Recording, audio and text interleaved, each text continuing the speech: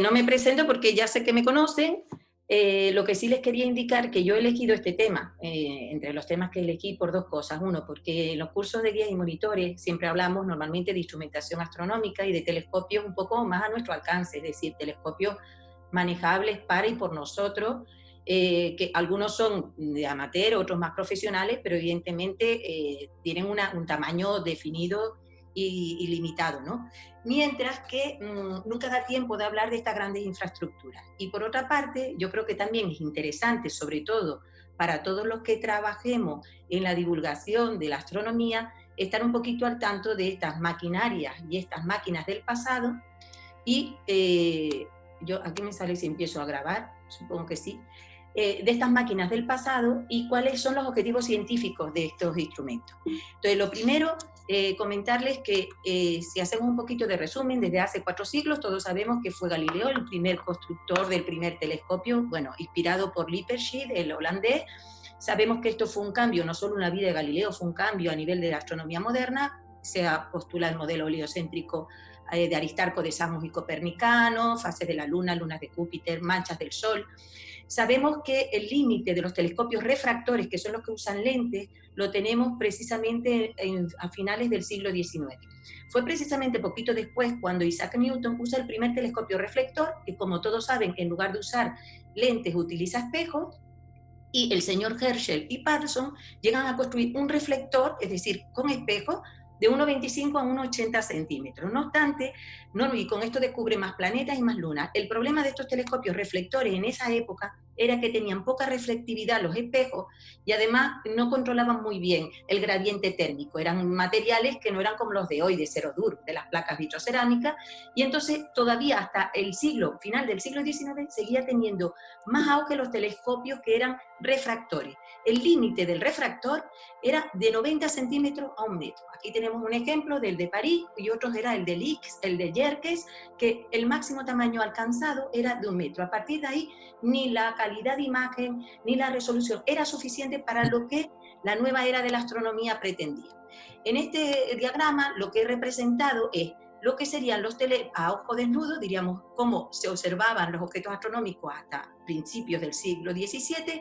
El primero de Galileo, que era un refractor, luego tenemos un reflector casi del mismo tamaño de Newton, el de Hadley, luego ya entramos en el de Herschel, el Rose, y luego ya los últimos telescopios, creo que ven el puntero, ¿no? El ratón, son el de Mount Wilson, Monte Palomar, y ya ya estamos hablando en la década de los 90, tenemos los VLT, los Very Large Telescope de Chile, los Keck, que son de 10 metros, y el GTC, Gran Telescopio Canaria, de 10,4.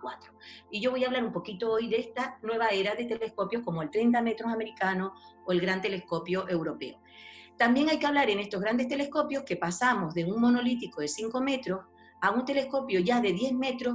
También los ingenieros nos dicen que nanay de la China, que ellos no son capaces ni podemos construir superficies pulidas con la resolución que los astrofísicos queremos con un monolítico. Y es por eso que a partir de los 10 metros ya se hacen segmentados.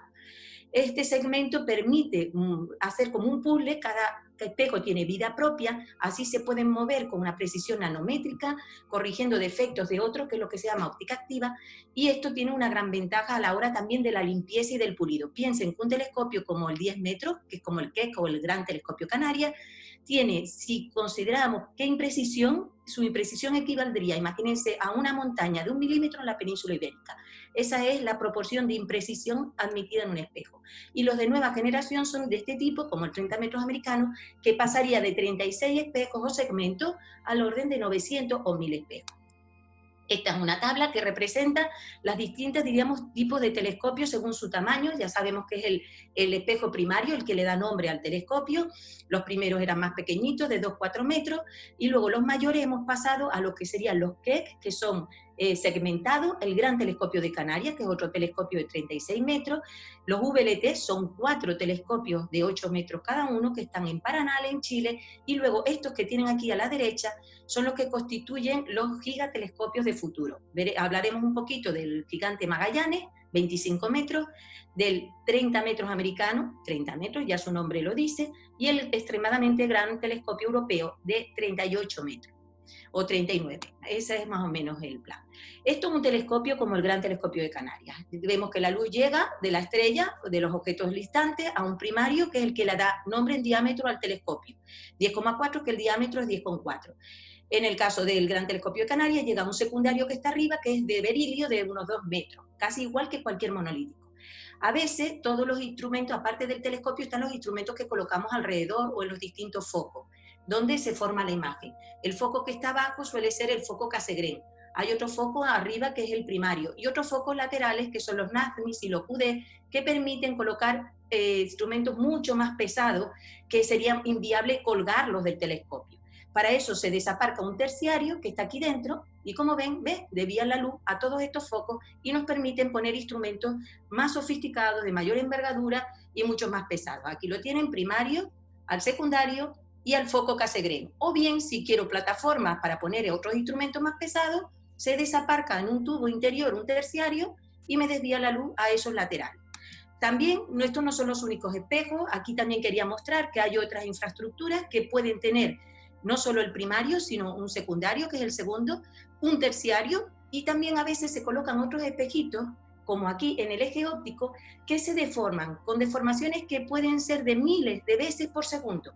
Y esas deformaciones que tienen esos espejos lo que intentan es contrarrestar la turbulencia atmosférica, como veremos luego en las técnicas de óptica adaptativa. Es decir, que toda esta estructura que soporta los espejos puede pesar varias miles de toneladas, en torno a 2.700 o 3.000 toneladas tan solo esta parte. Ahora, si lo moviéramos, diríamos con la mano, podríamos moverlo con un empujoncito por la superficie de aceite sobre las que se mueven muchas veces. ¿Por qué siempre digo? Pues sí, el tamaño en los telescopios importa. Importa porque hay una serie de aspectos de definición que son el área colectora, la capacidad de aumentar la luz. Cuanto mayor es el tamaño del telescopio, el diámetro, más luz podrá concentrar. ¿Y cuánta más luz? Pues proporcional al área de esa superficie. Si el ojo humano tiene 0,5 centímetros de tamaño y lo comparo con un telescopio de 5 metros, como la superficie, el área del espejo es proporcional al radio al cuadrado, esto es matemáticas de primaria, tenemos, por tanto, que un telescopio de 5 metros puede detectar objetos 1.000.000 de veces menos brillantes que nuestro propio ojo. Si hacemos la misma cuenta, diciendo, con el número de fotones que recibimos de una fuente astronómica es inversamente proporcional al cuadrado de la distancia a la que se encuentra. Es decir, detectar un objeto 1.000.000 de veces menos brillante es equivalente a decir que el objeto está 1.000 veces más cerca de mí. Entonces, lo primero, área colectora. Segundo, resolución angular. La resolución es la capacidad de distinguir objetos, de observar detalles pequeños. La resolución angular viene determinada por la longitud de onda que estemos observando y el diámetro del telescopio. Si esa resolución angular θ es mayor que la separación de dos fuentes, no las vamos a distinguir nunca, porque la distancia entre las dos fuentes es más chiquitita que lo que yo resuelvo. ¿Qué busco? Resoluciones mayores. ¿Cómo se puede conseguir? Aumentando el diámetro. Si esto aumenta, la precisión que tengo es más pequeña. Bueno, para poner un ejemplo, en luz visible yo tengo una resolución de 1 minuto de arco y tan solo un telescopio de 10 centímetros ya tiene un segundo de arco. Esa es la diferencia. Y otra cosa que parece pues no importante, pero fundamental, es que con un telescopio puedo poner instrumentos sensibles a otra longitud de onda que no es el óptico que yo veo solo con mis ojitos, y además tiene memoria, porque puedo colocar detectores y cámaras que puedo registrar como nuestras cámaras digitales en cualquier momento. Otro punto importante que ustedes dominan como nadie, otra definición es el aumento o potencia de un telescopio. Todos saben que eso también depende de la distancia focal del telescopio y de los oculares que utilicemos. Evidentemente cualquiera tendería a decir, bueno, me compro una focal inmensa, yo una focal pequeña de un telescopio tengo un aumento maravilloso, pero claro, hay unos límites.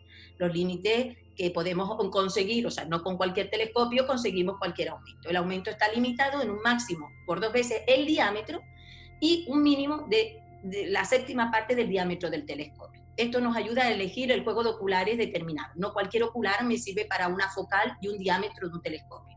Bueno, dicho esto, quiere decir que hay muchos argumentos para intentar que nos tengamos el telescopio más grande.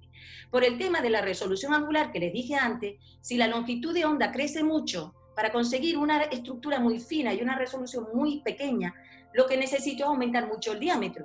Eso es inviable en el caso. Y por eso es que para las longitudes de onda de radio se aumenta mucho el diámetro del telescopio, entre otras cosas, para conseguir una resolución equivalente a un telescopio óptico. Y luego, ¿qué ocurriría si queremos ver el universo en el ultravioleta? O en una longitud de onda de rayos gamma, o en otra. Pues hay que diseñar otro tipo de telescopio. En particular, para el ultravioleta, como no atraviesa la atmósfera terrestre, nos tenemos que ir al espacio, como es el caso, por ejemplo, del Hubble. Tenemos también el diseño de la estructura, el edificio. Los telescopios a los que estamos acostumbrados, con esas cúpulas semiesféricas, suelen ser los que llamamos telescopios nocturnos o estelares. Son estelares, son todos, porque el Sol también es una estrella. Sin embargo, las estructuras que para los telescopios solares suelen estar en torres muy altas, porque a mí aquí me sobra luz. Tengo demasiada luz, el camino óptico de la luz suele ser muy grande, suele estar en edificios muy altos para evitar la turbulencia en la capa superficial, y fíjense que incluso a veces se pone piedritas blancas para evitar el calentamiento del suelo y evitar turbulencia a capa baja. Y no todos son telescopios, también estudiamos, por ejemplo, las oscilaciones solares, y estudiamos con otros instrumentos que no son telescopios, como los celostatos, por ejemplo, en la pirámide solar. Dicho esto, permítanme este jueguito que es algo fundamental. Todo esto es muy bueno. Cuanto mayor el telescopio, más grande, más resolución, más fotones puedo detectar, pero me encuentro con una atmósfera. Esa atmósfera tiene una turbulencia. Esa turbulencia se debe a oscilaciones por cambios de índice de refracción. Uno de los parámetros que todos ustedes más conocen es la nitidez o el SIN. Yo he puesto aquí este ejemplito, que imagínense una estrella, un objeto puntual. Si no hubiera atmósfera ni telescopio, la imagen de un objeto puntual es un punto, y en astronomía, en matemática, su brillo se distribuiría con una delta de Dirac, una función que es como una función muy picuda. Si tuviéramos una estrellita, no hubiera atmósfera y la viéramos por un telescopio, fue Dirac el que dijo que se dijo que al pasar por la lente o por el espejo se produce una desviación del haz de luz, que es lo que llamamos difracción. Por lo tanto, de un objeto puntual con un telescopio lo que vamos a ver es un disco de Airy, y la función que la representa es la llamada, precisamente por eso se llama el disco de Airy, en honor a este óptico. Pero si además vamos a suponer que vamos a meter atmósfera, es decir, turbulencia, y la vemos por un telescopio, tendríamos que ver un disco de Airy pero emborronado. Entonces, lo que vemos en realidad es una gaussianita, que es lo que nosotros llamamos full width al máximo, es decir, anchura, media altura del brillo de una estrella, o lo que llamamos también SIN. O sea, esto que ustedes conocen como SIN es el blurring, el ensanchamiento de una instantáneo de una imagen al verla a través de un telescopio. Pero, como los astrónomos y los ingenieros van más allá, la importancia que tiene de caracterizar la turbulencia es que somos capaces, este caso anterior, es de si tenemos un campo profundo de Hubble, la imagen más profunda que ha cogido el Hubble, si observamos uno de estos puntos pequeñitos, la resolución del Hubble es esta que ven aquí. Con las técnicas de óptica adaptativa, por ejemplo, del 30 metros, podríamos conseguir imágenes hasta 100 veces mejor y más sensibles que un telescopio en el espacio. Por eso siempre decimos que ambas pueden compensarse. Sigo también diciendo que, como hablamos de la atmósfera, hay una cosa muy importante, que sería, en el planeta necesitamos saber una serie de parámetros fundamentales para saber si un sitio es bueno o no para la astronomía.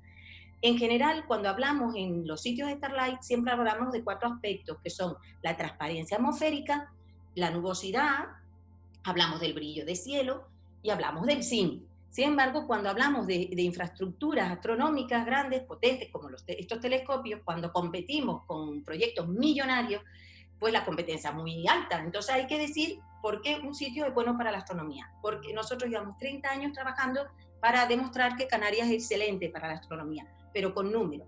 Los dos claves fundamentales son la meteorología y el clima, que es todo este bloque de aquí, medimos vientos, temperatura. Todas estas variables también se usan para el diseño de telescopios, que son fundamentales, sobre todo aspectos del viento. Se hacen muchos estudios, modelos en 3D de los vientos para saber, pues, esas grandes superficies, cómo van a responder, porque son grandes velas al viento. Unos telescopios pueden producir turbulencia con los otros. Es decir, se estudia mucha la climatología y todo lo que yo llamo parámetros de óptica adaptativa. Como ellos tenemos el SIN es como el valor de la turbulencia integrada, pero a los astrónomos también nos interesa saber dónde se distribuye en qué capas de la atmósfera se distribuye la turbulencia, la capa ligada, la atmósfera libre, la estabilidad del SIN en la noche, lo que llamamos tiempo de coherencia y ángulo isoplanático, que luego vamos a ver lo que es, o en definitiva el sodio, como veremos, también nos interesa en la mesosfera. hay otros parámetros importantes, sobre todo cuando hablamos de infrarrojo. En el rango infrarrojo, después del óptico, este rango está muy afectado por emisiones y absorciones que tiene el vapor de agua en estas líneas. Entonces, como en la atmósfera hay vapor de agua, contamina este vapor en las imágenes en infrarroja. Por eso nos interesa buscar sitios secos.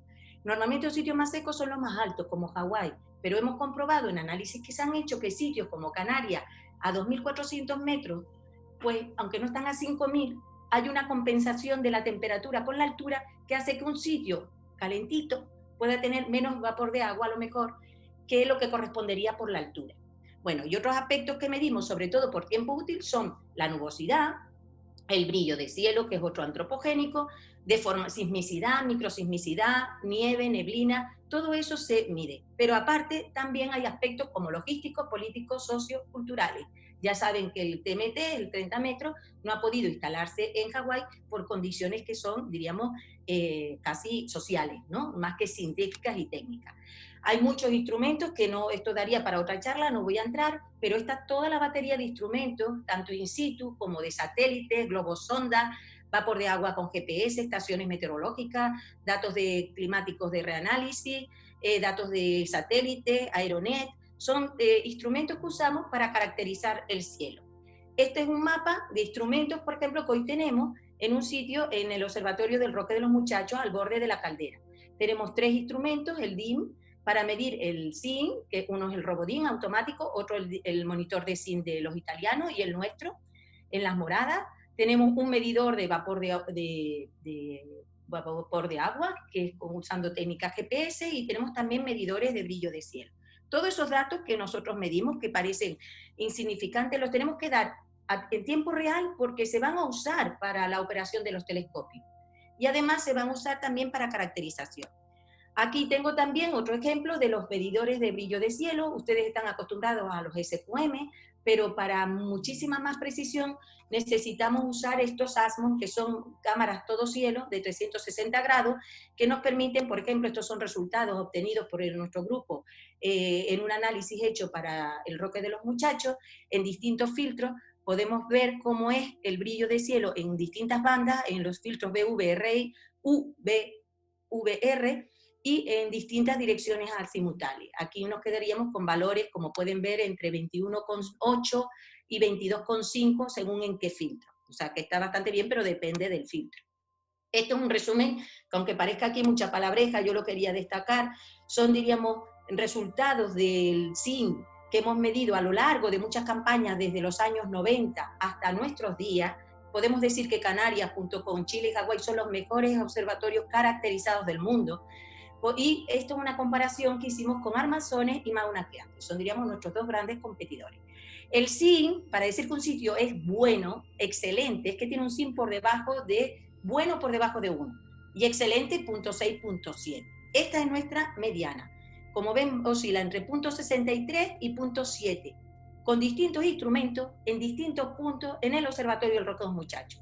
Muy comparable con los valores en Chile, en Armazones, donde va a ir el LT, incluso mejor que los valores obtenidos en Mauna Kea en Hawái.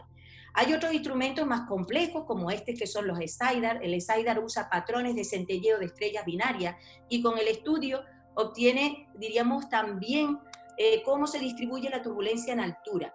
Este es un ejemplo comparado del Roque de los Muchachos con Chile, con Argentina y con Marruecos. Esto puede decir poco, pero las manchas mayores donde más está la turbulencia, las zonas naranjas, rojas, más intensas, donde hay más turbulencia. Y estos picos indican dónde está en altura. Estos son 16 kilómetros y desde 0,5. Aquí en Canarias podemos ver que tenemos una turbulencia muy intensa en el primer kilómetro y un poquito en 8. Esto es muy importante, porque los telescopios de óptica adaptativa solo pueden corregir el SIN, la deformación por debajo de 1 kilómetro. Quiere decir que cuanto más concentrada esté la turbulencia por debajo de este kilómetro, más vamos a poder mejorar la calidad de imagen con la óptica adaptativa. Este otro dato, que es el ángulo isoplanático, que es el ángulo en el cielo, en el cual la turbulencia es la misma. Cuanto mayor sea el ángulo isoplanático, más fácil las técnicas que podemos usar para corregirlo. Estos son datos recientes que hemos publicado en la memoria del año pasado del ángulo isoplanático en el Teide. Los valores de 2,7, 2,8 son de los mejores que se han obtenido en el mundo. Quiere decir, si la turbulencia está muy baja, el ángulo isoplanático es mayor. Si la turbulencia está muy alta, ese ángulo se estrecha. Mírenme, yo creo que me están viendo, si me ven la imagen, estoy juntando los brazos. Si la turbulencia está alta, el ángulo es pequeño. Si la turbulencia está baja, el ángulo es mayor. Es muy fácil corregir esto con un solo modelo. Ahora, si la turbulencia está alta, habría que corregir. Si apunto aquí, aquí, aquí, aquí, aquí, aquí, tendría que usar deformaciones diferentes para corregir cada trocito de cielo. Entonces, ¿qué hacen las técnicas de óptica adaptativa? Pues interesan sitios de ángulo isoplanático grande, donde la turbulencia esté baja. Por eso, muchos equipos científicos importantes vienen a Canarias a hacer muchos de sus experimentos, como el grupo de Daran y otros más. Bueno, otro, yo no les voy a cansar con más parámetros, pero hay un parámetro que se llama coherencia extendida, que es proporcional a todos los parámetros buenos, positivos que puede tener un observatorio. Entre ellos el parámetro de Fritz, que es inversamente proporcional al sin, el tiempo de coherencia, el tiempo que dura la turbulencia, el ángulo en el que se sostienda, y el producto de todos te da un valor que es el G0. El G0, esto me suena a esto de los encuentros de países europeos, pues el G0 es un valor que suma todos los valores que pueden determinar que un sitio es bueno. Y en Canarias, yo siempre, claro, tengo que presumir, y este gráfico lo que representa es Marruecos, esto es de la campaña que hicimos para el Gran Telescopio Europeo.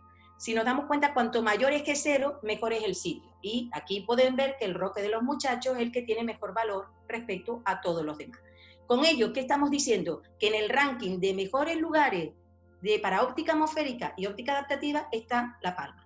Bueno, no les canso con mucho más datos, decir que hay instrumentos como el EMIR o CanariCam que trabajan en infrarrojo. Estos grandes telescopios ya no usan un programa de usuario que tú vas con y te ponen tiempo fijo determinado, no. Aquí hay programas muy sofisticados que utilizan, diríamos, predicen qué condiciones se van a dar, meteorológicas, de vapor, de zinc, y asignan los proyectos que necesitan esas condiciones. Eso es lo que se llama cola programada. Por eso nosotros no solo medimos el vapor de agua, sino hacemos lo que se llama también el forecasting del vapor de agua. Bueno, esto se utiliza en técnicas GPS, lo que ustedes utilizan para localizarse, porque el retardo que tiene la señal GPS tiene que ver con el contenido de vapor de agua. Bueno, no les canso más en esto. También el sodio mesosférico, fíjense, cuando se hace óptica adaptativa hay que monitorizar de forma permanente el cielo. ¿Cómo lo hacemos? Miren, lanzo un fogonazo de láser, no como el que usamos normalmente en las explicaciones nuestras, sino con miles de vatios más, y hay una capa en la mesosfera que son 90 kilómetros donde hay sodio, pero el sodio normal, pero que viene de los cometas. El que tú tengas en tu atmósfera más sodio o menos es casual, pero ya hoy por hoy medimos cuánto sodio hay en nuestra mesosfera, porque cuanto más sodio, más posibilidad de formar una estrella láser artificial con tu láser. Y estas son medidas que se han hecho, por ejemplo, en Canarias para ver qué densidad de sodio hay. También medimos aerosoles, la distribución de aerosoles. Tuvimos la suerte de tener un telescopio que era el Carlsberg, ellos decían probablemente el mejor telescopio de tránsito del mundo, era la cerveza Carlsberg la que lo patrocinaba. Y lo que nos mide precisamente el Carlsberg son los aerosoles que hay en el ambiente, el polvo. Saben que Canarias siempre hemos tenido la negra de que si tenemos intrusiones de aire africano, que viene de Sáhara y Sahel, y nuestro trabajo y nuestra especialidad fue estudiar cómo se distribuye ese polvo, cuándo llega ese polvo, cómo afecta ese polvo. De hecho, ha sido uno de mis campos de investigación en los últimos años. Aquí decir que normalmente en verano en Canarias el 75% estamos libres de polvo y el resto del año un 90%.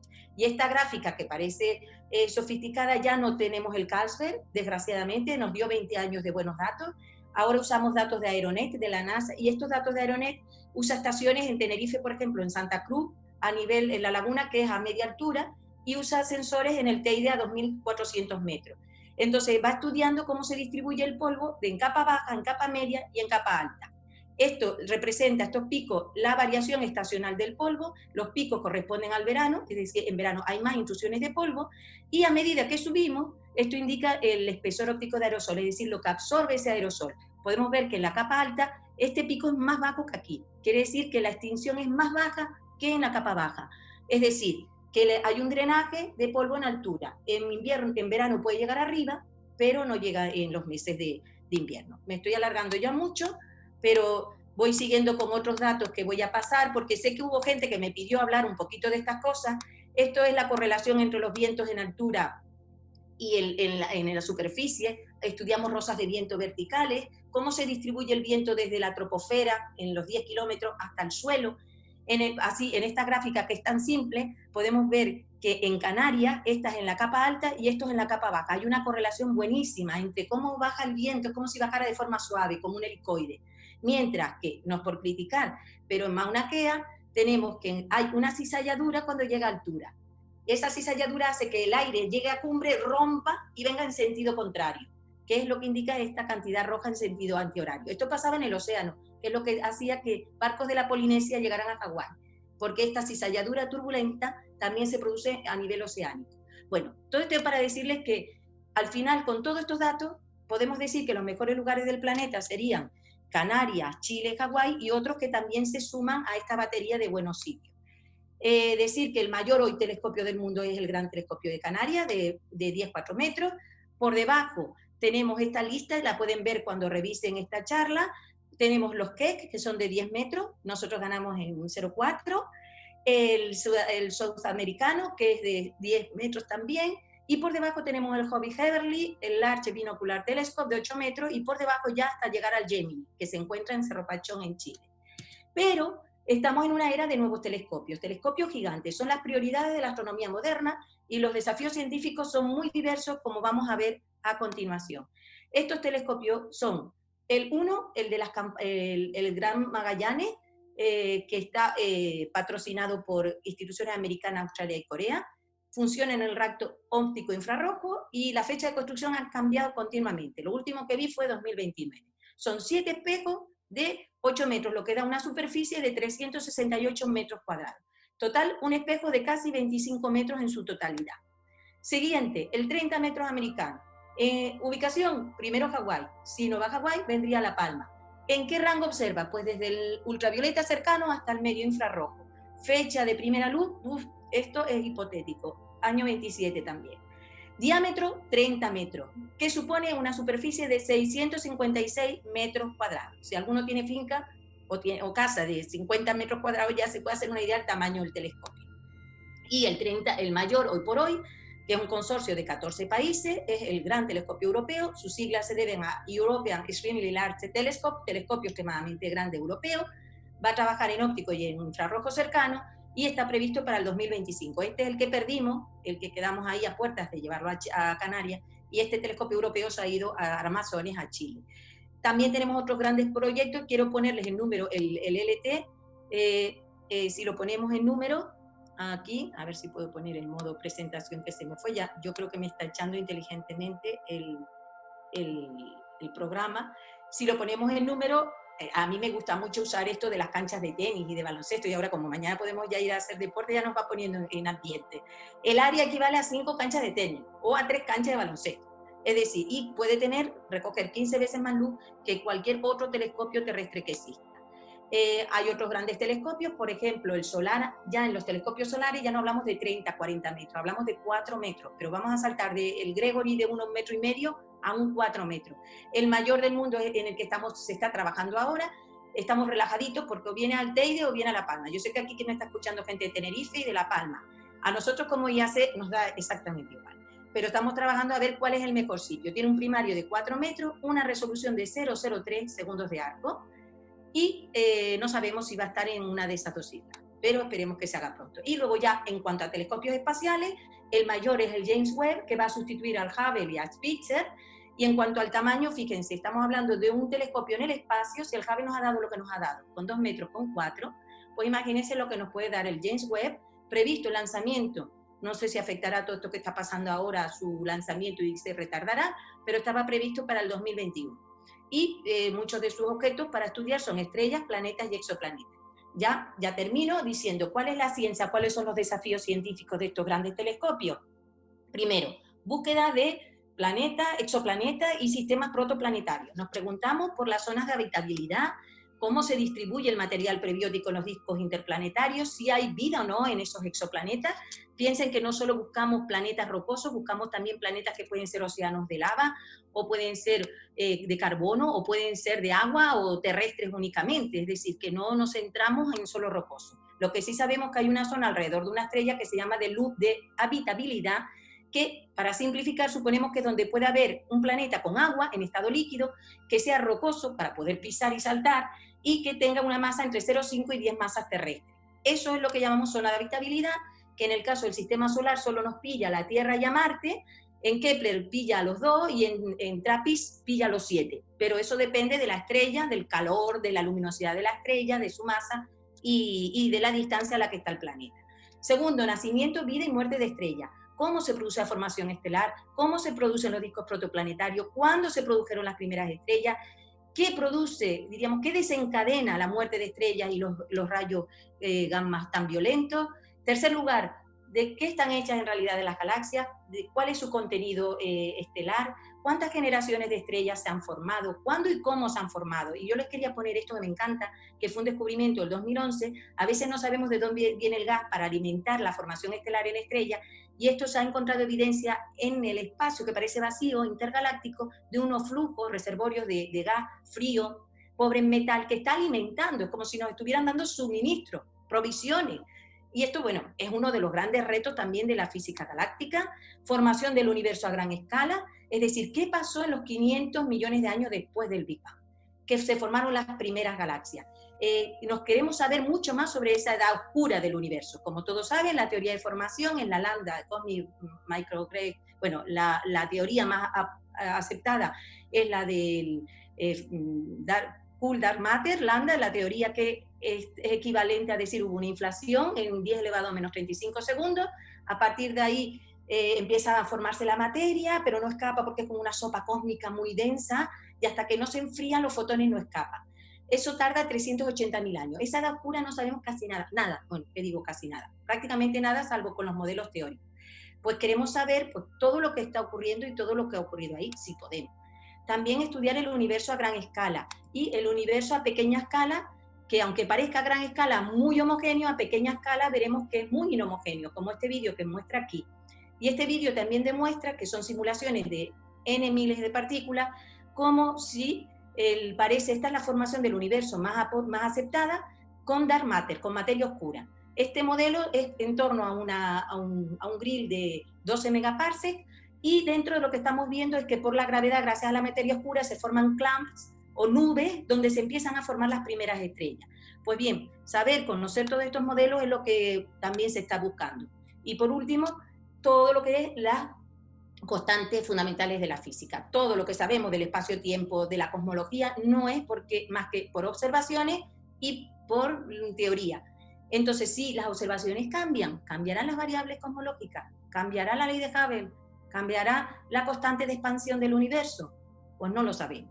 Así que tenemos muchos retos por delante, perdonen que me he pasado en tiempo, me encanta, yo como conclusión me gusta recoger esta frase de un ídolo mío, que es Richard Feynman, un gran físico, en el que yo creo todos los físicos nos inspiramos y aprendimos mucho, que decía yo, un universo de átomos, un átomo en el universo. Y yo, como ustedes son guías, monitores de Starlight mucho, y si no trabajan en astronomía, mi mensaje, tengo una frase que pensaba ayer, que si no lo conociéramos el universo, no lo amaríamos. Si lo amamos, lo vamos a conservar. Y por tanto, yo creo que nuestra misión es difundir su misterio. Así que muchas gracias por su atención y aquí termino. Quería preguntar sobre el diámetro de los refractores. ¿El máximo diámetro que hay ahora es 1 metro o es más? Pues sí, prácticamente ahí quedó. Hombre, hay algún, no sé si a nivel personal, particular, existe en algún observatorio que no conozca, amateur, pro amateur, alguno superior. Pero normalmente el límite, por lo menos desde el punto de vista de óptica y de calidad, que yo conozca es de 1 metro. Bien, y más. ¿En apocromáticos lo máximo que hay es medio metro o sabes si hay algo más de medio metro en apo? En refractor, claro. Ya, pues yo creo que, no sé si 60 centímetros puede ser que se haya conseguido, puede ser que haya alguno, pero te puedo mirar, más o menos es eso, medio metro, pero te puedo mirar, no sé exactamente si hay algún detalle más, pero yo creo que es a partir de ahí el límite en el que se puede conseguir la resolución suficiente, que no se deforme la imagen, y está limitado más o menos por ese tamaño. Bien, otra cosa. Es que los datos que nos has dado han ido a 100 por hora y bueno, y algunas cosas al no estar muy puesto puede ser un poco complicado. Entonces quería saber, para la charla la podemos ver en algún sitio, supongo. Sí, sí, mira, alguien ha compartido aquí muy amablemente, Antonio acaba de compartir el enlace Y yo ya, Sara y Marta, que en mi equipo ya lo ha compartido en la web, para quien se le pierda aquí, y en la web y en nuestras redes sociales ya hemos colgado también el enlace. Así que ahora Antonio es el que me está haciendo el favor de ponerlas bonitas y recortar pues todas esas cosillas que se ponen a la entrada y salida, y están colgándose allí. Me faltan de 2 viernes que tenemos que recuperar, pero de resto están todas. Vale, pues muchas gracias. Y ahora Gracias a eso, ti. habrá que hacer los deberes. Gracias. Sí, sí, sí. A ver, ¿hay algún sistema económico? Aquí pregunta Oscar también un sistema. Mira, hay un sistema que se está usando mucho, Susana también lo está usando en los sitios de Starlight, como son los medidores, los de Polar. Entonces, yo tengo mis recelos con el medidor de Polar. No obstante, ahora en el IAC, estamos en el Grupo Cielo, vamos a hacer una campaña bastante técnica de comparación con un medidor de Polar. Nosotros usamos el monitor de SIM, que se basa en el movimiento diferencial de imagen, o sea, es un telescopio de pequeñito, es de 20 centímetros, pero lo que hacemos es colocarle una tapa con 2 orificios, de forma que de una estrella obtenemos 2 puntos, y el movimiento diferencial de esos 2 puntos está relacionado con el SIN. Es una ventaja colosal, por eso es el instrumento más extendido en el mundo. Lo que pasa que es verdad, nosotros acabamos de automatizar el nuestro. Esto supone, pues, bastante, a lo mejor te puede costar el equipo entero, pues igual 50.000, 60.000 euros. No es factible. A lo mejor nuestro software sé que lo están vendiendo por 300 euros, pero tener todo, el telescopio, la montura, pero para profesional es costoso. No para un observatorio, pero sí lo es para un amateur. Entonces, cuando yo tenga más datos del medidor de Polar, entonces yo les puedo decir a ciencia cierta si es o no más barato. Siempre se está comparando el limbo en la Polar, es hacer algo lo mismo que el LIM, pero con la Polar. ¿Qué ocurre en sitios muy bajos? Que tengo una masa de aire muy grande y yo no me, en zonas de gran latitud, pues a lo mejor está viendo un buen muestreo, pero si está muy baja, como en Canarias, 28 grados, tengo mis recelos sobre el efecto que tiene esa gran masa de aire respecto al SIN. Pero de resto, la otra técnica más sencilla, que es la que hacemos en los sitios de Starlight, es coger estrellas dobles, binarias, separadas una cantidad que sabemos, coger un pequeño telescopio de 10 centímetros, medir la separación, y si cogemos estrellas separadas 0,5, 1, 2, 3 segundos de arco. Si distinguimos las separadas 3 segundos de arco, sabemos que tenemos un SIN mejor que 3. Y vamos bajando. Y eso hace que haya sitios, si tú llegas a resolver 2 separados un segundo de arco, ya tienes una forma. Y otro es calcular el perfil de brillo. Tú calculas el perfil de brillo y coges la anchura media altura de esa gaussianita con un modelito que te haga la gaussianita, y eso es el SIN. Lo que pasa es que, bueno, hay muchos efectos en medio que pueden afectar, pero esas son formas más sencillas y mucho más económicas de medirlo. Bueno, pues Sí. muy buenas tardes a todos y también muchas gracias a la Fundación y principalmente a Toñi por haber querido terminar todo este ciclo de conferencias, aunque nos va a comentar que tendrá una continuidad, con un debate que en estos momentos también es pues importante, que es el futuro dentro de esta situación que no podemos concretar todavía mucho del astroturismo y de, pues me imagino que muchos de nosotros, de los que estamos participando en estas charlas como oyentes y también como ponentes, como profesionales del sector, ¿no? Entonces, si os parece, para que sea un poco dinámico, lo vamos a hacer de una manera compartida entre Toñi y yo. Por un lado, Toñi, al principio voy a hacer yo una breve introducción con 4 datos de lo último que se está avanzando estos días. Luego Toñi os irá dando la palabra e imagen para aquel que quiera hablar en común, y yo estaré un poco más atenta a lo que son las preguntas en el chat para o ir uniendo varias de ellas y luego que interactuemos todos. Bueno, lo iremos improvisando un poco, ¿vale? En función también de, pues de lo que a vosotros os suscite todas estas cosas. Bueno, pues por lo que se está hablando estos días, que tampoco es firme, porque sabéis que van cambiando las cosas, pero bueno, la nueva normalidad que se está definiendo parece ser que el turismo rural, el de naturaleza y en ese contexto el astroturismo, va a estar muy bien posicionado. Es uno de los que empezarán a recuperarse antes. Entonces, bueno, pues por ese lado tenemos oportunidades, ¿no? Por lo menos más que otros subsegmentos que están también en el mercado turístico. La demanda potencial parece que principalmente va a venir de nuestro entorno cercano, y por las encuestas y estadísticas que se están sacando diferentes estudios, sobre todo esta semana, pues parece ser que el límite va a estar en unas 3 horas de desplazamiento, los viajes que se van a hacer por lo menos en los primeros meses de verano. Claro, el tema de la insularidad, muchos de vosotros vivís en las Islas Canarias, también en las Islas Baleares. Pues bueno, se irá viendo poco a poco cómo va evolucionando la cosa, pero el tema de volar pues sí que es algo a tener en cuenta. También os digo una cosa, que en el momento en que podamos volar, todos los de península estamos locos por ir, pero bueno, iremos viendo, iremos viendo. Luego, por otro lado, el Gobierno de España, la Secretaría de Turismo y el Instituto de Calidad en el sector turístico de España están trabajando en un proyecto. A lo mejor alguno de vosotros participó en un encuentro, en un webinar también que hubo a principios de esta semana, creo recordar. Pues bueno, un proyecto para la seguridad en el turismo de España.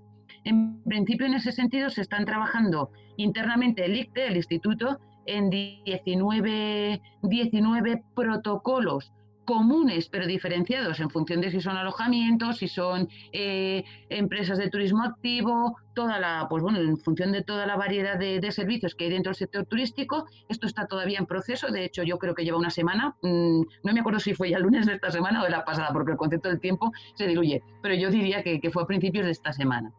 Y luego, en cuanto al potencial cliente, que también se están haciendo, sobre todo las regiones, se están haciendo ahora mismo estudios para analizar el perfil de su potencial cliente a corto y a medio plazo, ¿vale? Pues bueno, ese potencial cliente parece ser, yo todas las encuestas de destino que estoy viendo, que lo prioritario para esa persona va a ser la seguridad para su salud. Tanto la seguridad que le transmite el destino y que le ofrece el destino en su conjunto, el establecimiento turístico en el que se va a alojar y la experiencia, que es lo que a nosotros nos compete, que se le va a ofrecer, ¿vale? La experiencia, pues en concreto de este turismo que se le va a ofrecer. Se va a optar, o dice que se va a decantar por establecimientos muy pequeños, privados, tipo turismo rural y con jardín privado, porque eso entendemos que va a facilitar el distanciamiento social y también le va a permitir el salir, pues si va con su pareja o si va con su familia a ese espacio solo ellos y disfrutarlo, que es lo que muchas personas no están pudiendo hacer ahora. El precio también va a ser importante, aunque por ejemplo en la última encuesta que he visto esta tarde de un destino, no es lo prioritario el precio. El precio está casi de las cuestiones que pone en último lugar. Claro, estamos hablando de gente que no va a tener una situación económica muy adversa y que se plantea viajar. La gente que vaya a tener una situación económica adversa ya ni se lo plantea. Pero para el que sí que va a viajar, lo prioritario es la seguridad, no va a ser el precio. Esto lo tenemos que ver relacionado con otro tema que está saliendo estos días de la política de tirar precios, de hacer la guerra de precios, y pues bueno, por lo que la gente que va a viajar está diciendo, el precio no va a ser lo fundamental, con lo cual no merece a priori la pena hacer una guerra de precios y con ello, si con ello queremos captar clientes, ¿no? Bueno, la siguiente pregunta es la que tendríamos, y ahora ya sale un poco, pues bueno, después de este contexto, temas para que os vayáis animando en el foro y vayáis poniendo preguntas, o si en cuanto me quedan a mí 2 cosas queréis ir levantando la mano o pedir a Toñi que os vaya dando paso, pues así lo hacemos, ¿vale? Pero bueno, como el tema de la seguridad va a ser fundamental. Por un lado, objetiva, y por otro lado, subjetiva, cómo vamos a transmitirla, ¿vale? Entonces, ¿cómo vamos a garantizar, eso es algo objetivo, la seguridad de nuestras actividades? En cuanto al volumen del grupo, bueno, creo que casi ninguno trabaja con grupos grandes, pero bueno, el volumen del grupo sabéis que va a ser fundamental. Incluso si tomamos decisiones sobre el volumen del grupo, esto es muy importante comunicarlo a la gente para que vea que eso es una medida hacia la seguridad. El medio de transporte, por ejemplo, yo creo que por aquí en Península no es muy habitual hacer grupos, salvo pues a lo mejor en Andalucía, que ya el astroturismo ha adquirido otro nivel, pero el tema en Cataluña también hay empresas que lo están haciendo, el tema de llevar un autobús de gente que no se conozca de nada, que se mete en el autobús, que hace el recorrido y que cuando llega a un destino concreto se bajan y ahí hacemos la observación.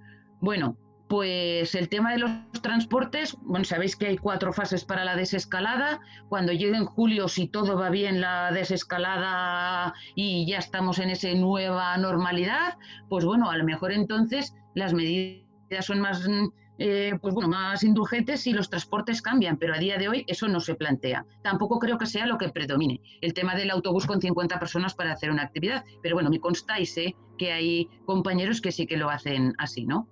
Luego la transformación de la actividad, porque pensar una cosa, bueno, me estáis escuchando todos bien porque Toñi habla rápido, pero yo también nos hemos juntado hoy dos que se van a ir a la cama con nuestras voces. Bueno, me centro.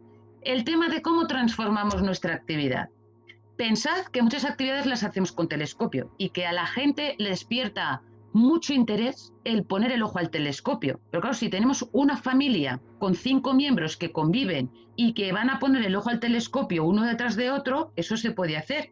Pero en el momento en que tengamos un grupo de 15 personas, por decir un caso, que sí que podamos cumplir perfectamente la distancia social porque lo hacemos en un área muy grande, pero que no podemos tener oculares distintos para lo mismo, podría ser una opción, estar cambiando los oculares de grupo familiar a grupo familiar, pero también se están acercando mucho al telescopio. Entonces tenemos que ver de qué manera introducimos mascarillas, introducimos geles hidroalcohólicos, los guantes sí, los guantes no, hombre, lo mejor es que no toquen nada, ya se lo decimos siempre, pero también es normal que alguna vez toquen. Entonces, bueno, todas esas cosas, aparte de que saldrá, pues bueno, un protocolo al que no se va a ajustar perfectamente nuestra actividad, pero se acercará, que podrá ser a lo mejor el turismo activo, pues bueno, tenemos que ver cómo todas estas cosas las tenemos en cuenta internamente para hacer un protocolo de profesionalidad nosotros, pero luego también para comunicarlas al cliente. Es muy importante, porque tan importante va a ser su seguridad, hombre, más va a ser la seguridad objetiva, pero también va a ser muy importante la seguridad subjetiva, ¿vale? O sea, que se sienta tranquilo, que esté tranquilo de venir a participar en nuestra actividad. Yo creo que el principal problema va a ser el tema del ojo al telescopio. Va a ser sé que hay equipos trabajando en eso, a ver de qué manera se puede seguir manteniendo, pero bueno, o un telescopio para cada familia y algo habrá que analizar. Cada uno según vuestra fórmula de negocio y el perfil de vuestros grupos, pues bueno, tendremos que ir viendo cómo hacerlo.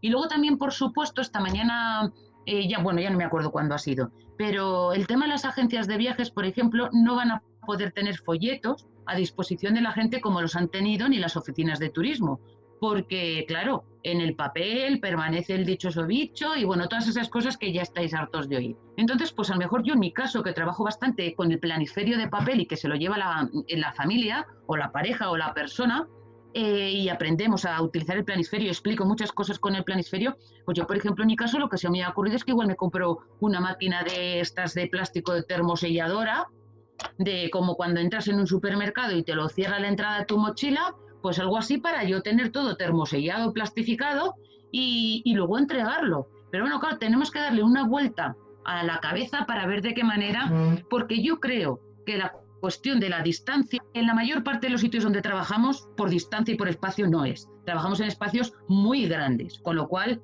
también eso introduce, que creo que lo he puesto, ya no me acuerdo dónde, igual lo he puesto luego, claro, el tema del láser es más fuerte, porque si la gente se separa, para seguir el láser necesitamos una potencia de láser mayor, pero a lo mejor eso hace introducir otro elemento de seguridad. Yo esto todavía no lo sé muy bien, pero que son cuestiones que tenemos que ver, de protección de nuestros propios ojos como monitores y como guías, ¿no? Bueno, que tenemos que ir viendo todas estas cosas según va evolucionando toda esta historia, ¿no? Termino ya para decir, lo que sí que tenemos que trabajar muy bien es la seguridad y comunicar el trabajo hecho para velar por esa seguridad, no solamente de nuestros clientes, que siempre lo estamos diciendo, sino también de la propia población local. ¿Por qué? Porque una de las cuestiones que se está planteando es decir, ¿cómo va a recibir la población local de lugares, entre comillas, no libres de coronavirus? Porque eso ya está objetivamente visto que no va a poder ser así en el mundo, pero sí que tienen cierta tranquilidad en su vida cotidiana, que no viven a lo mejor como parte de los que estamos aquí del turismo y que ven en esa gente que puede llegar un peligro para su tranquilidad, su seguridad y su salud. Entonces hay que trabajar mucho esa sensibilización, ¿no? Con las instituciones y demás, para también que esa población local esté tranquilo de que estamos trabajando con mucha profesionalidad y conscientes de lo que estamos haciendo. Entonces hay que transmitir no peligro, no miedo, pero sí seguridad y confianza, pues a base de trabajar con mucho cuidado, ¿no? Y con mucha profesionalización. También una de las cosas que estamos pidiendo, cada uno en nuestro destino, yo en mi caso no lo he dicho, yo vivo en Teruel, trabajo sobre todo en Teruel, pues bueno, una de las demandas que estamos haciendo es que nos formen al sector turístico para saber cómo desinfectar equipos, cómo todas esas cosas tenemos que hacerlas, ¿no? Que eso no es nuestro mundo, pero ahora ya lo es. Ahora ya es el ozono y lo que nos toque trabajar. Entonces, bueno, que sepáis que estamos pidiendo esa formación y me imagino que muchos de vosotros también. Y luego es fundamental fortalecer la colaboración entre todos los actores y proveedores del destino. Porque si, por ejemplo, la empresa que hace turismo gastronómico está cuidando todo, pero el alojamiento no lo está cuidando, o al revés, me da igual, pues o el del bar no lo está cuidando, o la oficina de turismo no lo está cuidando, o la farmacia no lo está cuidando, o todos lo están cuidando menos nosotros. Entonces es fundamental que colaboremos, compartamos información, nos demos seguridad los unos a los otros, porque al final el cliente lo que va a percibir es el destino, salvo que vengan excursiones de un día, que haga nuestra actividad y se vaya. Pero sabéis que en nuestro turismo eso no es lo que predomina. Y de hecho estamos trabajando para que se pernocte. Entonces, bueno, esto es un poco así, en conclusión, que probablemente cuando acabe el estado de alarma podremos empezar a ofrecer nuestros servicios, pero que podamos ofrecer nuestros servicios no quiere decir que el cliente esté ahí para solicitarlos. Eso es algo que tenemos que tirar mucho de nuestros clientes fieles anteriores, por lo que cuentan sobre todo las empresas más consolidadas de turismo activo, pues estas empresas ya están teniendo demandas de sus clientes fieles que les van cambiando la actividad, pero que están deseando volver. Pues bueno, habrá que tirar de nuestros clientes anteriores para que, igual que han confiado, sigan confiando en nosotros. Les tendremos que comunicar muy bien todo lo que hemos hecho para esa seguridad y bueno, a partir de ahí pues empezar a trabajar, ¿no? Sobre todo trabajar la comunicación todos y la promoción como destino, porque pues bueno, todas las comunidades autónomas ahora vamos a ir como locos a por los mismos, a por los que están más cerca, a por los españoles y a por los que no dependen de otras medidas de otros países para poder venir, ¿no? Entonces, bueno, trabajar la comunicación y la promoción y pensad que eso, que dentro de ese panorama los que parece ser que mejor lo vamos a tener son el turismo rural y el turismo de naturaleza, y ahí yo creo que en ese paraguas estamos todos, ¿no? Esto era así un poco una introducción, ¿no? Entonces, si os parece, ahora Toñi, levantad la mano o decirnos quién quiere ir hablando y Toñi os va dando paso a la palabra y al vídeo, el que lo quiera compartir, y yo voy a ir revisando lo que habéis ido comentando en el chat, ¿vale? Perfecto. ¿Os parece? Vale.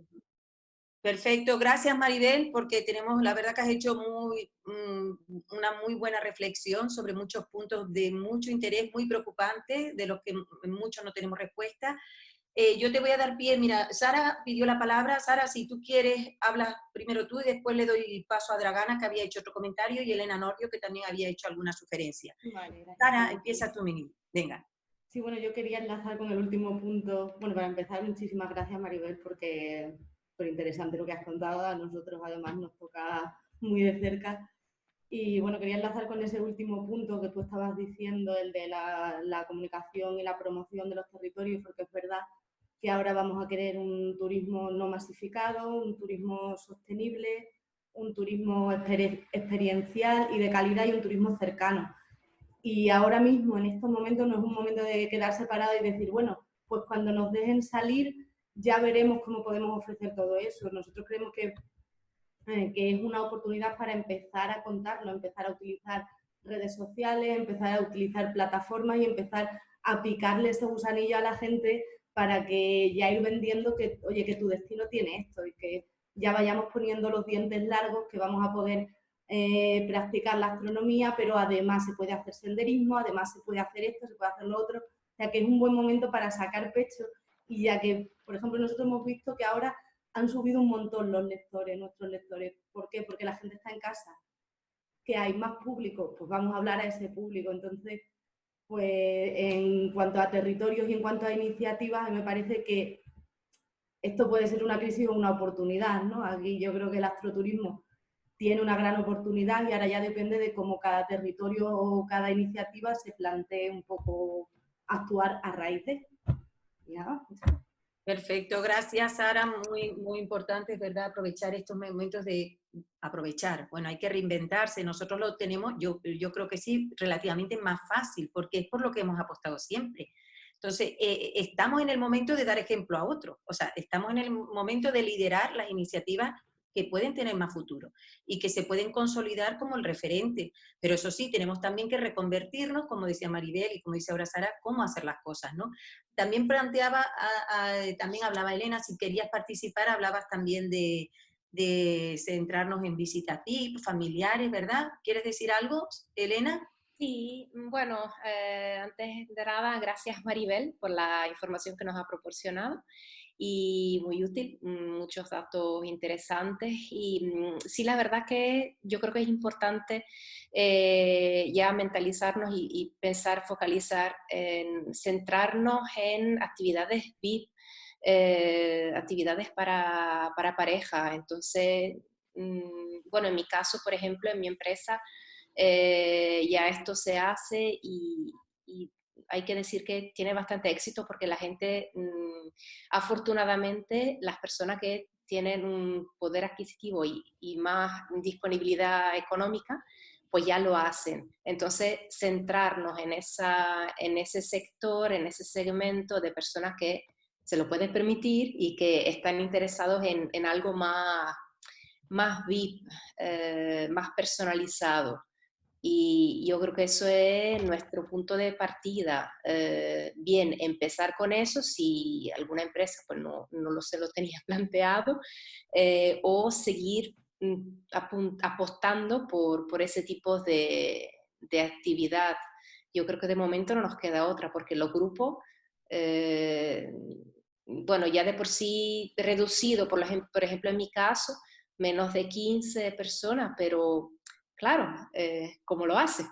Yo le estoy dando vuelta, le estoy dando vuelta a ver cómo lo podemos hacer, y sobre todo pues me preocupa un poco, yo quiero ser optimista, siempre lo soy, pero me preocupa un poco cuándo se podrá reanudar en el caso de La Palma, porque yo estoy hablando pues desde La Palma, y nosotros dependemos totalmente del transporte aéreo. Y claro, y yo creo que nosotros en astroturismo vamos a ser el último sector.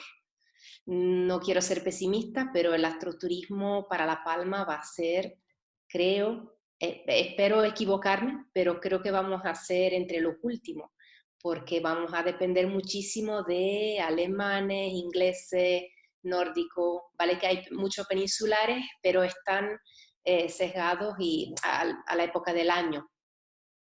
Sí. Muchas gracias, Elena. Una buena reflexión, que en las islas tenemos, la verdad, que una situación que puede ser también compleja, ¿no? Por el transporte aéreo. Y estamos, bueno, muy a las expectativas. Como bien dice, el turismo a lo mejor de playa es más fácil entre el local, pero de todas formas eso es un buen punto para reflexionar y pensar, porque también hay zonas, como me consta en Aragón, en Teruel, también hay mucho turismo local que también se... Sí. Muy Eso iba a comentar, y fijaros que nosotros somos una provincia con 9 habitantes por kilómetro cuadrado. Vuestra densidad de población es inmensamente mayor. Quiero decir que si abrimos, o si estamos mirando al público local, mucho más público local tiene La Palma que Teruel. Y a mí me sorprendió que, sobre todo al principio, ese público era uno de los que más participaba en las actividades, y que eran pues familias, que a lo mejor un grupo de familias pues pueden ser 15 personas y estar compuesto de 4 familias que se conocen y que se autoorganizan para solicitar una actividad, ¿no? Entonces no es lo ideal, desde luego, Elena, que no es lo ideal. Nosotros aquí no teníamos ese cliente VIP, no ha estado, o era muy residual, con lo cual ahora a lo mejor lo vamos a notar menos, y a lo mejor otros territorios están más en nuestra situación, aunque Andalucía también tenía ese tipo de público. Pero bueno, yo creo que con lo que tenemos que organizarnos, y mi consejo en ese sentido es que no desprecies, no desprecies, es decir, el público local, habría que ver cuánta gente de La Palma, cuánta gente de Tenerife, cuánta gente de Gran Canaria, me da igual, ha hecho actividades de astroturismo, y os sorprendería que son una inmensa minoría, y que a lo mejor ahí, para empezar empezar. Y también un poco para que esa misma población esté tranquila de que las actividades son seguras. Luego, en cuanto a lo de los grupos, la información que ha salido en la moncloa.es tenéis el plan de la desescalada y hay información, pues bueno, hay información.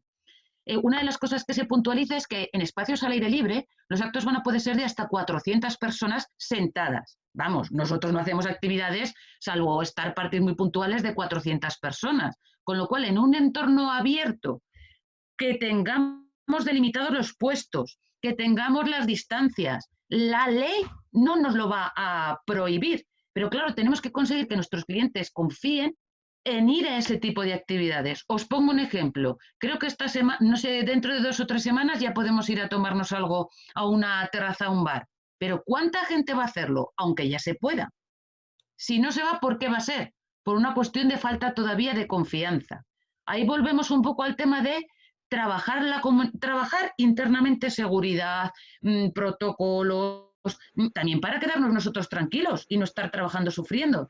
Pero luego la comunicación es vital, es muy, muy importante.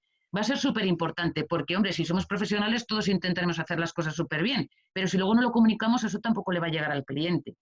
Y a lo mejor pensar en fórmulas mixtas que no sea poner el ojo al telescopio, sino que sea tirar la señal y proyectar la señal en una pequeña pantalla o en una pequeña pared. Y es porque también una de las cosas que sociológicamente está muy estudiada es que si tú no le explicas a la gente, hombre, gente de cazurra hay en todos los sitios, pero si tú a la gente le explicas por qué no va a poder poner el ojo al telescopio, igual que ahora a los niños, a nuestros hijos les tenemos que explicar que no pueden ir al parque, pues la primera vez dicen, pues menuda gaita, y luego lo comprenden y ya no hay más discusión sobre eso. Si explicamos hasta que se invente un sistema que se adapte al telescopio o que sea una observación privada, no sé, pero luego también tenemos que ver cómo afecta la desinfección a nuestros aparatos, porque habrá que ver si no se daña la óptica de los telescopios. Todas esas cosas hay que mirar muy bien. Yo, la verdad es que es un tema que se me escapa, pero que tenemos que estudiarlo, ¿no?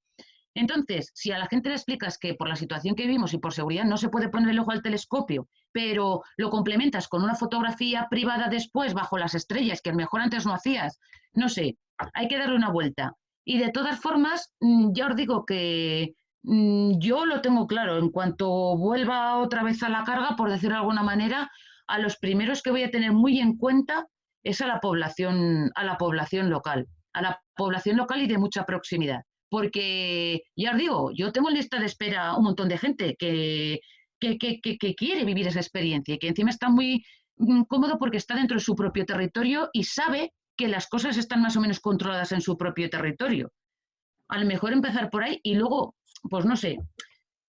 Luego me preguntan también en el grupo que qué gafas de plástico protectoras estamos utilizando. Yo ahora mismo, no sé, alguno de vosotros, igual si podéis contestar más, pero yo de momento no, pero me lo plantearé, porque si hay que separar mucho a la gente para que siga el puntero, comprar un puntero potente, que eso lo tendremos que probar, tendremos que ir a probarlo nosotros al campo antes de que la gente vaya, pues si la potencia se sube, aunque a mí me digan que no me daña la vista, yo mi vista me la tengo que curar, que proteger, no me pase como Galileo y somos muy jóvenes, entonces eso hay que verlo muy bien, ¿no? Lo de los punteros. Yo tengo compañeros que dicen que no va a afectar, pero bueno. Y luego también otra cosa, si subimos la potencia de los punteros, cuidado no estemos trabajando en zonas de observatorio, que ahora están todos sin operar, pero empezarán a operar en breve, se deduce.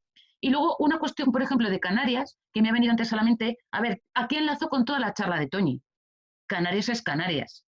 Canarias es Canarias para muchas cosas, pero sobre todo para la astrofísica. Entonces ahí tenéis un elemento diferencial muy importante a la hora de posicionaros en el astroturismo, ¿no? Y en esta época de crisis, pues puede ser un factor para decir, sí, hemos hecho actividades de astroturismo en península, pero nos falta Canarias, ¿no? Incluso otro reto sería colaborar los territorios para, para que se empezara a hacer una ruta del astroturismo en diferentes lugares, ¿no? Porque siempre se habla, y Toñi lo sabes, que siempre intentamos transmitir eso, que la diferencia del guía, la diferencia de la Tierra, donde se miran las estrellas, hace que hecha una actividad, es solo hecha una actividad, no hecha ya esa actividad para el resto de tu vida, ¿no? Entonces, pues bueno, eso también es algo a lo mejor en lo que podemos, Maribel, en lo que podemos colaborar. Efectivamente, Aquí mira, están apuntando por aquí. sí, mira, Dragana te va a preguntar el otro día también hay dos preguntas, una de Fernando que tiene que ver con las cámaras de oculares vídeos que se propusieron también. Dragana había comentado la posibilidad de un tubo de pegar al ocular, pero también está el debate de los residuos y los desechables, que si eso va en pro o en contra de nuestras políticas. En cualquier caso, le voy a dar pie a Dragana. Y yo ya también estoy diciendo, Maribel lo sabe, y Dragana el otro día propuso una idea muy buena y la vamos a adoptar, que es la idea de hacer un manual de buenas prácticas para astroturismo tras el COVID. Entonces, todo esto que se está discutiendo aquí, y podemos organizar otra reunión, yo propongo que hagamos a lo mejor otro día, la próxima semana, una reunión solo para hablar de este punto, con la idea de que los temas principales nos los podamos repartir. A mí me gustaría que en cada grupo hubiera expertos en cada uno de los puntos a tratar, unos más en seguridad, otros en alternativas de materiales, otros en la parte legal. Hay que saber bien qué es lo que nos exigen para luego hacer el manual. Es decir, cada uno tenemos campos de acción y de discusión, y a mí me gustaría que de todo saliera ideas para elaborar luego este manual. Entonces, hoy esto es una tormenta de ideas que está muy bien, que aquí no se va a cerrar, es decir, que aquí esto me parece magnífico, que sepan que la idea es juntar todas estas opiniones, estas ideas, estas sugerencias, madurarlas y luego tener un buen manual para compartir. Es verdad que en cada lugar va a ser diferente, se nos ocurren ideas que mañana pensamos que no, ahora a Dragana le voy a dar la palabra, que también dirá, pero bueno, por eso tenemos que madurarlo bien, que pensar en alternativas para los distintos tipos de actividades, no es lo mismo en el parador del Teide que hacerlo en una casita rural, que, o sea, hay mil experiencias, en un mirador, es decir, hay mil experiencias y tenemos que abordar todo esto con sumo cuidado y cautela.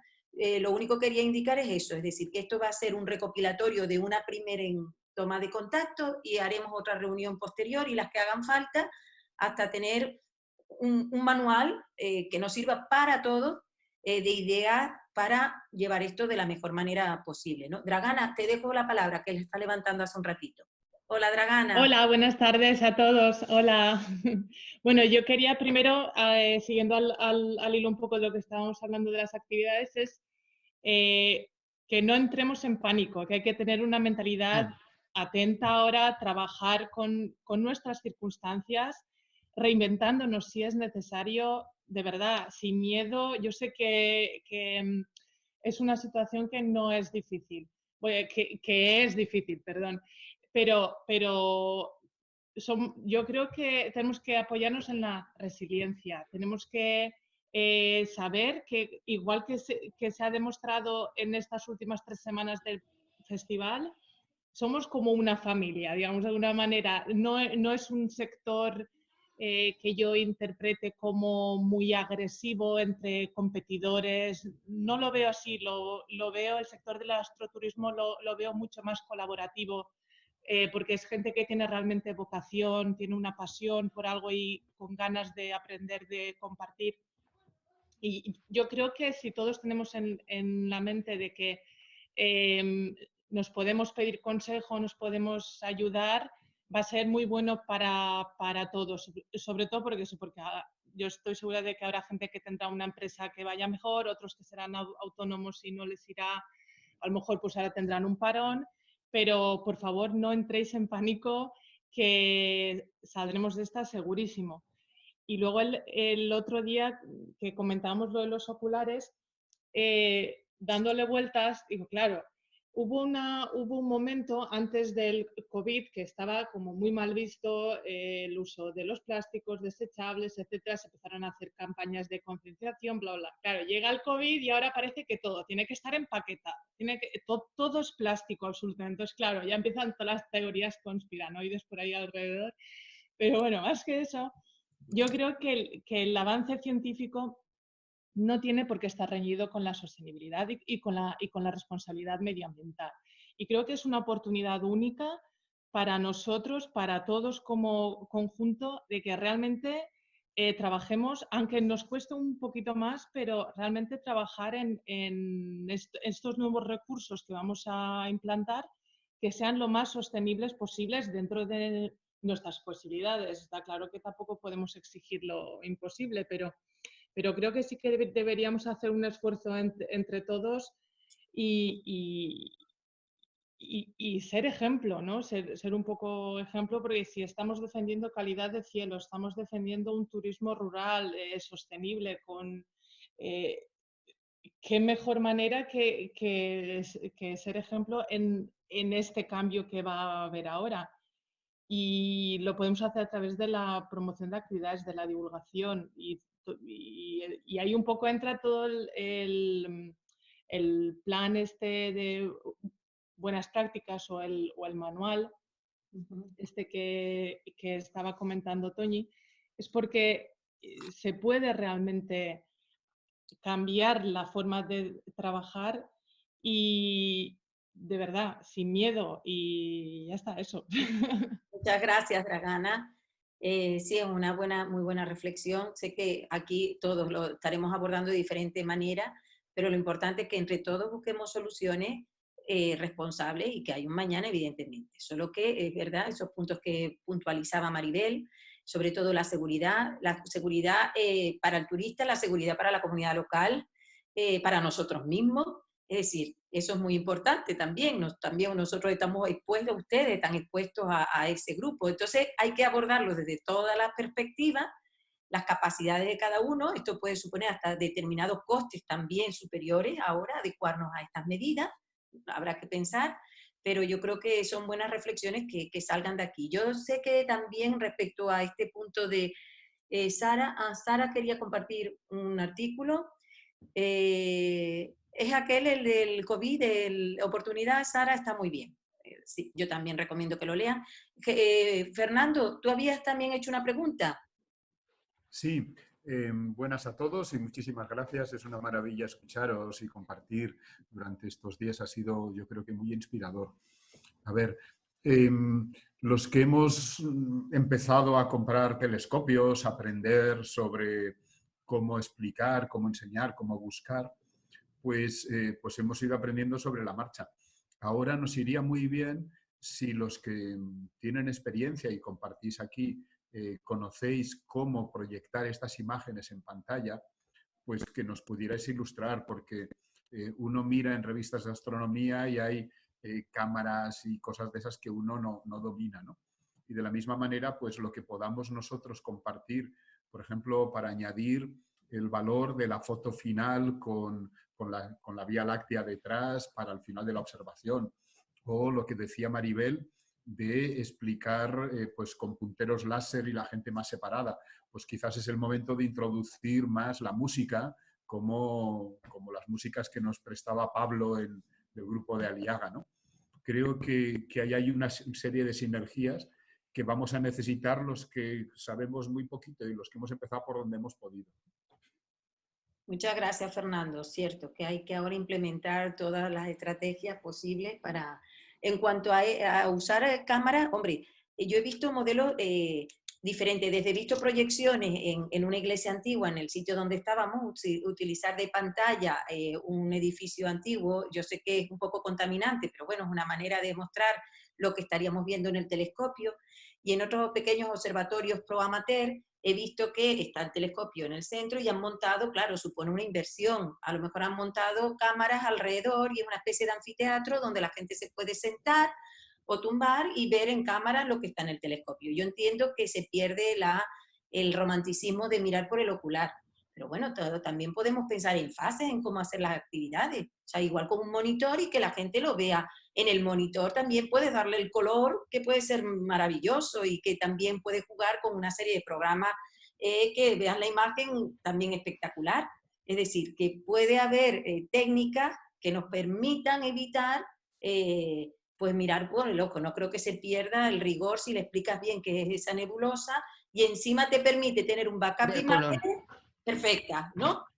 Puede que no estés apuntando exactamente a esa, pero puedes hablarle de astronomía, ¿no? A ver, ¿quién más? Aquí había alguna idea. Galaxy, aprovechar este tiempo para copiar el interés del público sobre la astronomía, simplemente con rutas nocturnas seguras para visualizar el cielo de forma simple, para aprender y de paso cada uno lleve sus prismáticos, perfecto. Eso también es otra muy buena opción, ¿no? Fomentar rutas. Sí, sí, o por ejemplo en astrofotografía, la astrofotografía, que es una de las cosas que más estaba creciendo de un tiempo a esta parte, pues bueno, gente, cursos de fotografía nocturna con sus propias cámaras reflex, con sus propios equipos, actividades de aprendemos a manejar tu telescopio y cada uno con los telescopios que normalmente nunca les dejamos llevar las actividades porque si no, no podemos hacer lo que habitualmente hacemos. Pues Claro. bueno, ahí tendremos que adaptarnos y seguro que esto, pues ojalá no hubiera pasado, pero una vez que pasa tenemos que encajar el golpe y aprender de muchas cosas, ¿no? Igual que, por ejemplo, ese artículo que comentaba Sara, el que sacaste sobre en el confinamiento, abre tu ventana y mira al cielo, pues a mí, por ejemplo, ayer me llamó la atención y yo con esto ya casi me voy a despedir hasta que hagamos ese otro encuentro y podamos recopilar todas esas ideas. Pues bueno, ayer en Teruel se cantaban, igual que en muchas otras zonas, vuestras seguro, se cantaban los mayos porque era un rito de paso en el que terminaba el confinamiento del invierno, terminaba el mes de abril y llegaba a la primavera. Se emparejaban, se hacían parejas que luego terminaban la noche de San Juan. Muchas cosas que tienen que ver, pues bueno, con los ciclos astronómicos, pero también con los ciclos humanos, ¿no? Y yo, que canto en un grupo de jota y que muchos años llevamos cantando los mayos, era una cosa a la que venía mucha gente, pero estoy segura de que si sumamos la gente que ha venido todos los años que se ha celebrado, no llegamos a alcanzar el número de gente que ayer en Teruel cantó los mayos desde la ventana, que no sabían ni lo que eran. Pero una iniciativa como de ciencia ciudadana que se ha trabajado también estos días, pues bueno, una iniciativa que se dice, no pararán los mayos, sal a tu ventana y cántalos. Por todos los grupos de WhatsApp corrieron las letras de los mayos y yo a las 10 de la noche oía a los del barrio de abajo, a las 11 de la noche oía a los del barrio de arriba y gente que no sabe lo que había, todo el mundo cantando los mayos. Y me llamó la atención y que fíjate que este confinamiento nos va a llevar un poco también a ver las cosas buenas que tenemos. Y volviendo un poco a la primera oportunidad que vamos a tener, que es enseñarle el cielo a la gente más cercana, estoy segura de que va a pasar eso. Y de que podemos engancharlo con decir, a que el cielo nunca te abandonó, a que abrías la ventana y lo tenías ahí. Pues bueno, ahora es el momento de realmente disfrutarlo en todo su esplendor, ¿no? Entonces, bueno, que sí, que tendremos que transformar muchas cosas, pero incluso algunas nos transformarán para bien. Seguro que aprendemos a hacer procesos mejor de lo que lo estábamos haciendo, ¿no? Entonces, bueno, estamos aquí y yo seguro que ya os digo que peor lo tiene en otro tipo de turismo, el turismo de eventos deportivos que estaban encerrados 5.000 en un campo de fútbol, pues eso lo tienen mucho peor que nosotros. Nosotros tenemos el campo por, para nosotros y seguro que y encima vamos hacia un buen momento, que es el verano, que es el verano. Entonces, bueno, pues hay que ver las cosas buenas, controlar y no preocuparnos, sino ocuparnos de las cosas que nos van un poco a desestabilizar y que nos han desencajado los planes, pero vamos, yo creo no, que lo podíamos tener peor en otro contexto, que por lo menos podemos hacer muchas cosas. Perfecto, Maribel. Bueno, si les parece, como ya nos hemos pasado, aplaudimos también a Maribel y a todos los participantes. A todos. Lo que se me ocurre que lo que podríamos hacer en el mismo, propongo, en el mismo, quizás, bueno, o crear una carpeta Google Drive donde compartir el documento borrador del manual de buenas prácticas. Ya se han establecido, a mí me pasó Dragan algunos esquemas, yo tengo que meter otros, y que cada uno a lo mejor entremos, lo manejemos, lo editemos, lo trabajemos entre todos, incluso que digamos, oye, yo quiero trabajar en este apartado, se me ocurre este otro, este lo creo que no hay que incluirlo, y crear ahí un poco de debate, y yo propongo que a lo mejor dentro de una semana nos volvamos a reunir, aquellos que queramos y que podamos, no lo sé, vamos a quedar que los jueves vamos a tener el Festival Starlight. En principio hemos puesto una charla. También podemos hacer una cosa, en vez de poner 2 charlas, poner solo una charla y el otro ratito, durante las próximas semanas, que esto está más caliente y tenemos que trabajar más este punto, ir al debate. Es decir, dejar una charla y luego debate, es otra opción. O si no, dedicar un día que nos veamos a la semana, los que puedan y podamos, para tratar este tema y separar el Festival Starlight, que sean las charlitas que hasta ahora están siendo muy, muy, muy positivas y una oportunidad buena para seguir animándonos y contando cosas. Entonces yo en principio les propondría, si les parece bien, como ahora ya llevamos aquí como un recorrido, un buen maratón, A lo mejor el próximo jueves tenemos la charla de Starlight normal y ese día acordamos otra fecha para esta reunión, que podría ser el siguiente miércoles, si les parece bien, antes del Festival Starlight, el día anterior, los miércoles. Reunirnos esta horita para hablar este tema, aportar ideas, avanzar en ese manual y luego los jueves las charlas de Starlight como siempre. Cuando acabe lo del coronavirus, quitaremos estas reuniones de la semana esta o cuando tengamos el manual y seguiremos con el Festival Starlight, con las charlitas, si les parece bien. Entonces, en principio, nos veríamos el próximo jueves para el Festival Starlight y el siguiente miércoles para volver a debatir este tema. Mientras vamos a compartir a lo largo de la semana un documento y ya veremos a través del WhatsApp, nos podemos comunicar entre todos, el correo electrónico, ya les diré en qué dirección está para que entren a trabajar, ¿de acuerdo? Pues nada, perdón, Ledesma me había dicho, siempre me lo recuerda, cuenta lo que tienes ahí detrás del background. Hoy tocó a una artista que es escultora, siempre voy a la pintura, y he cogido una escultora que es americana, se llama Natalie Mivak, no sé cómo se pronuncia, pero yo la llamo Mivak, y ella trabaja, es muy curioso, no sé exactamente cómo lo hace, pero usa datos meteorológicos, datos astronómicos y de grandes bases de datos de observaciones y hace montajes 3D de temas como este que se llaman praderas urbanas del tiempo meteorológico. Entonces, bueno, me encantaron las figuras, el colorido, como la explosión de color y bueno, es otra forma, diríamos, de ponerme positiva para los tiempos que se avecinan, ir con buen ánimo. Así que nada, a todos millones de gracias otra vez por estar aquí, por aguantar durante hora y media que llevamos de enlazado y que mañana nada, que empezamos a desconfinar. Así que ánimo, fuerza y les espero el próximo jueves, ¿eh?